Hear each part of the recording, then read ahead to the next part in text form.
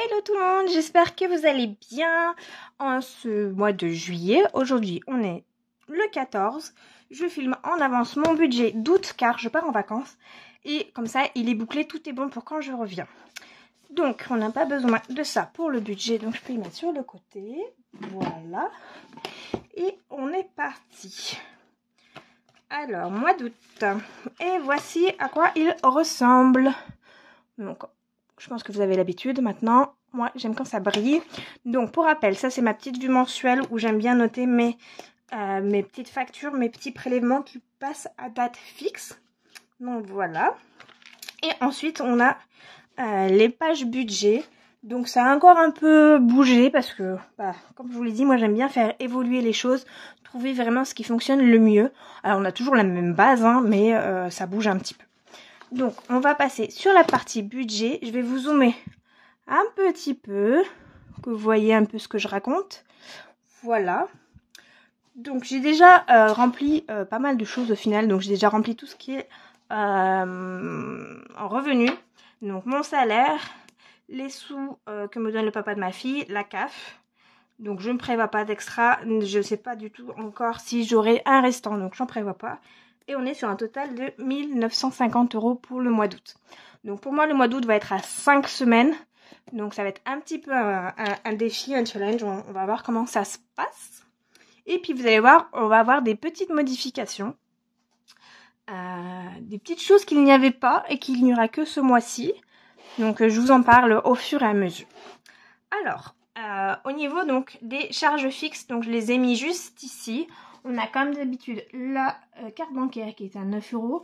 Donc pour moi c'est encore super cher et pourtant je l'ai fait baisser. Apparemment c'est le minimum. Donc bon, voilà, 9 €.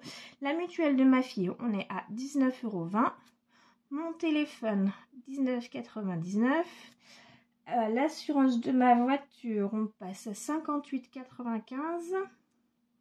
Disney+, 8,99 €. L'abonnement des livres de ma fille, 15,90 € et j'ai mon abonnement Canva qui est à 11,99 €. Voilà pour les charges fixes. Donc, pour rappel, je n'ai pas de facture d'eau, d'électricité, de loyer, de crédit puisque je vis chez mes parents avec ma fille le temps de la construction de mon appartement. Donc, forcément, vous ne verrez pas ces dépenses-là. Par contre, au mois d'août, les 2 premières semaines, je serai toute seule. Donc, j'ai un budget course qui fait son apparition. Et voilà. Donc, j'ai pas prévu un gros budget course non plus parce que j'ai des tickets restaurants. Donc, j'ai juste prévu 50 €. Puisque je compte faire... En fait, mon idée de base, c'est d'utiliser uniquement mes tickets restaurants, quitte à y aller plus souvent. Et les 50 €, ça sera vraiment pour le complément. L'avantage, c'est que je compte aller à grands frais et qu'à grands frais, vous pouvez tout prendre dans le magasin, en tout cas chez moi. Et ça passe tout avec les tickets resto, même si vous prenez des pâtes ou quoi que ce soit. Donc, c'est mon idée de base. On verra comment ça se passe. Voilà. Donc, 50 € pour les courses. Pour moi, même si on est à 5 semaines, donc normalement, j'ai 20 € par semaine, je reste à 80 €. Et donc, il y aura une semaine où je n'aurai pas. Ou alors, je compte, voilà, si j'ai pas dépensé, je les garderai pour la semaine que j'avais pas prévue. Ma fille, on est toujours à 60 € pour le mois. L'essence, on est à 60 € pour le mois. Donc, ce mois-ci, j'ai pu mettre le plein jusqu'au, vous savez, le petit clac là. Donc, je suis ravie. Je devrais peut-être prendre la voiture encore un peu demain, mais après, je la touche plus. Donc, j'ai le plein pour le début août. Donc, ça sera un complément, ce qui me permet de ne pas encore augmenter mon budget course. Mon budget essence. Et ça, franchement, je trouve ça super parce que c'est très compliqué. Ensuite, j'ai marqué l'auto, mais je joue à l'euro-million, mais c'était trop long. Donc, j'ai l'euro-million pour 25 €. C'est mon abonnement mensuel. J'ai encore cette petite ligne qui s'appelle Nounou. Voilà. Ça, c'est un sujet, je dirais limite tabou chez moi parce que c'est quelque chose voilà, qui est très problématique. Mais bon, voilà. Donc, j'ai 100 € de prévu pour la Nounou. La santé, on reste sur 20 €. Entretien hygiène, 20 €. Et forcément, je n'ai rien de pas prévu pour l'instant. Hein, voilà. Donc, voilà pour les charges variables. Et ensuite, on passe en épargne. Donc là, Mon idée première pour la maison, comme je vous ai dit, c'est pour l'apport, le crédit, et voilà, c'est pour tout prévoir.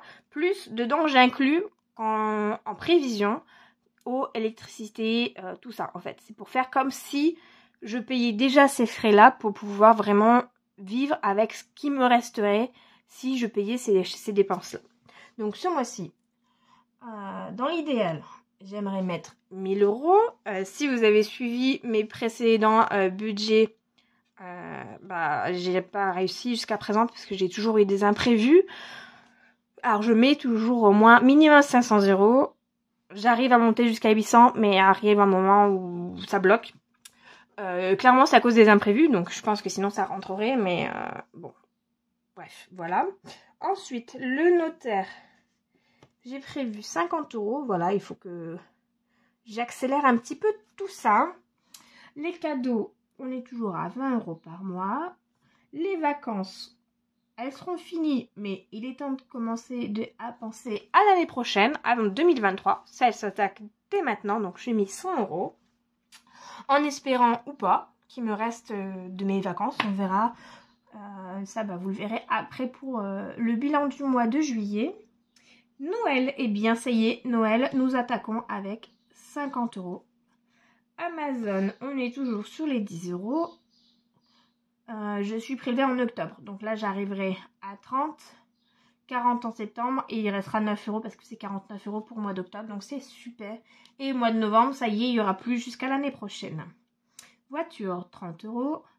L'ordinateur, j'ai baissé à 50. Le fonds d'urgence, on est à 30. Et enfin, on met 20 euros dans l'école et 20 euros dans le chat.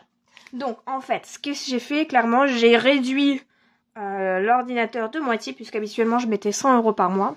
Vu que j'ai revu à la baisse l'ordinateur que je voulais acheter, forcément, je n'ai plus besoin du même budget. Donc, je pense que c'est plus intelligent comme ça pour ma part. Chacun, après, voit ses priorités là où il le souhaite. En fait, chacun gère son budget, voilà. Bref. Donc, je mets 20 euros dans l'école et 20 euros pour le chat. À savoir que je viens de refaire l'inscription de ma fille pour la baby gym à la rentrée. Et que donc, ça va coûter 180 euros qu'on divise par deux avec son papa. Et que je n'ai pas du tout d'enveloppe pour ça. Donc, je suis ravie. Je sais pas trop comment ça va se goupiller. On verra. Donc, voilà. Donc ça, c'est pour les épargnes. Donc, j'ai la maison, le notaire, Amazon en virtuel. Donc ça reste virtuel.